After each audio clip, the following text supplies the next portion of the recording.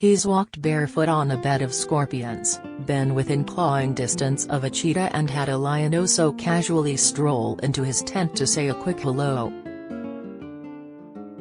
Now each week he even comes face to face with one of the world's most savage and brutal creatures of all, Craig Revel Horwood. Yet for the positive, kind-hearted, mammoth of a man that is Strictly's Hamza Yassin, there's a little, apart from messing up his footwork, that can strike fear in his heart. And one thing the wildlife cameraman is definitely not scared of is showing his vulnerable side. In fact, it's been his little moments of emotion, whether it's whispering his heartfelt thanks to pro-partner Jawed Prastal or tearing up at a video message from his gran in Sudan, that have helped make him the standout star of this year's series, the all-round nice guy fans can't get enough of.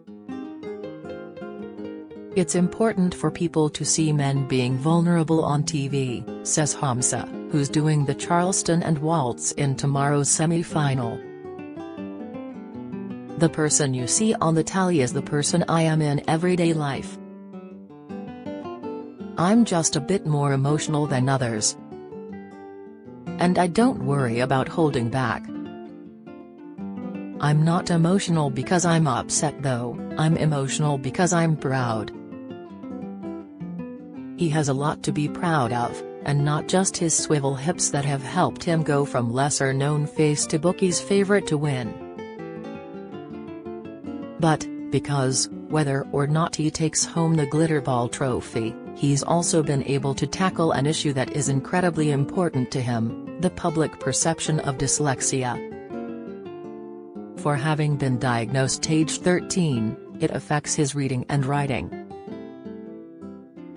Yet with his successful career and masters in biological photography and imaging, it doesn't mean he's not incredibly intelligent. And, in fact, it's even helping him in the show. I would like everyone to know this dyslexia is a gift, Hamza, 32, explains.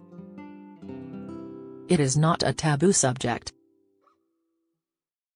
It's not something that we should be shy about. It's just about how your brain works.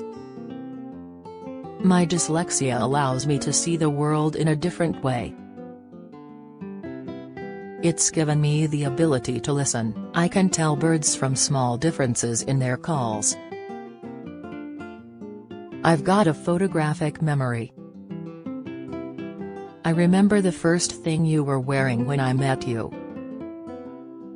And when we start a new routine, Jawed does the dance by herself in front of me. And then I can imagine, in 3D, what I need to do. I also remember nuances of little things, and I think this is why it's helping me with the dancing. He adds, most people work through a problem by thinking from A to B. But we're not thinking black and white. We're thinking gray, green, purple, blue, orange and red.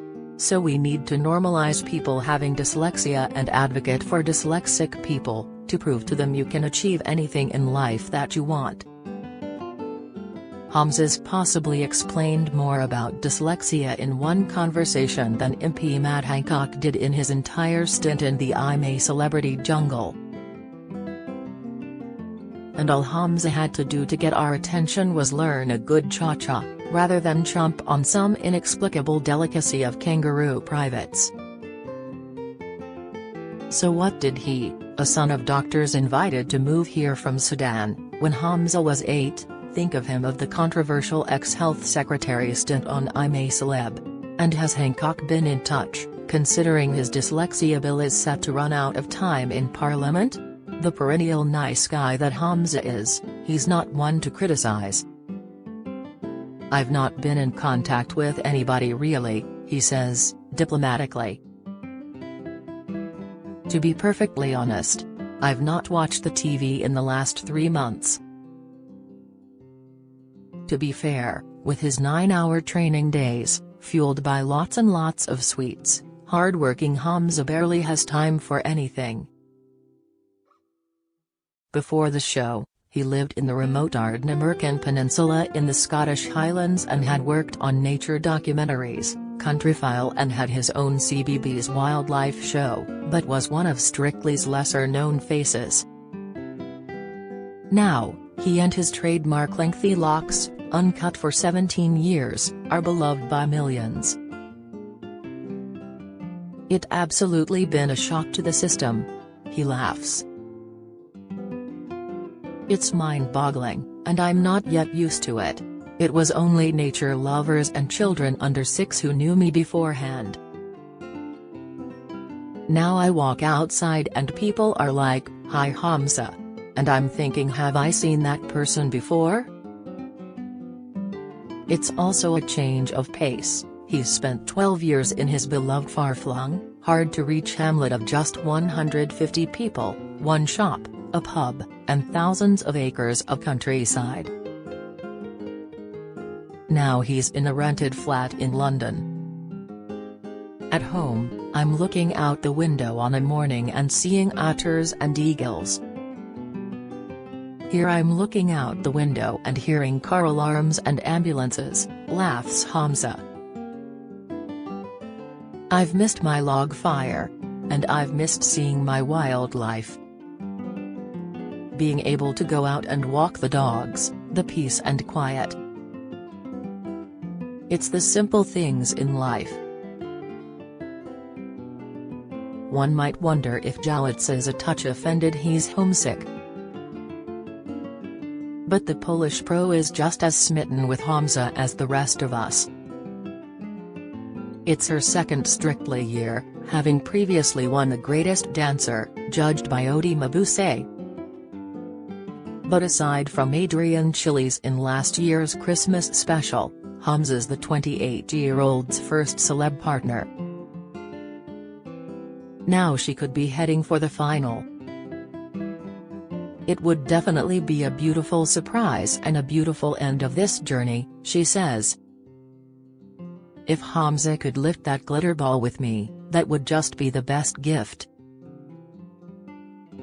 He has worked so hard and showed so much commitment. I don't think there's anything that could reward that other than the glitter ball.